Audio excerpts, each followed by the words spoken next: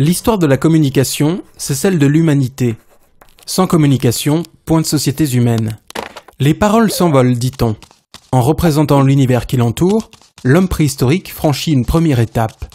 Inscrire durablement une information compréhensible par d'autres que soi. À quelques millénaires de là, l'écriture devient un formidable moyen de résumer et transmettre une pensée complexe en quelques signes simples. Le deuxième défi de la communication fut le choix du support. De la pierre au papier, du burin à la presse imprimée, le support devient de plus en plus léger et surtout facilement reproductible. L'information devient ainsi multipliable et diffusable à l'infini. Troisième défi, transporter l'information. Et là, plusieurs facteurs entrent en jeu.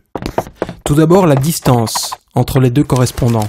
Pendant longtemps, les animaux ont été très utiles pour la combler. Ensuite, la vitesse et les infrastructures. Premier réseau entièrement dédié au transport de l'information, le télégraphe réduit le délai de transmission à quelques instants par la magie de l'électricité. Le message est dématérialisé pour la première fois. Parallèlement, la révolution industrielle multiplie les moyens de transport mécanique. La prochaine étape est le transport de la voix, puis de l'image, ce qui signifie aussi un volume de données de plus en plus important à faire passer dans les réseaux. La technologie permet donc petit à petit de dépasser les contraintes distance, temps, volume.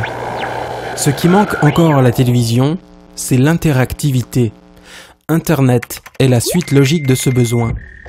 Il permet d'échanger en temps réel toutes sortes d'informations, images, musique, vidéos.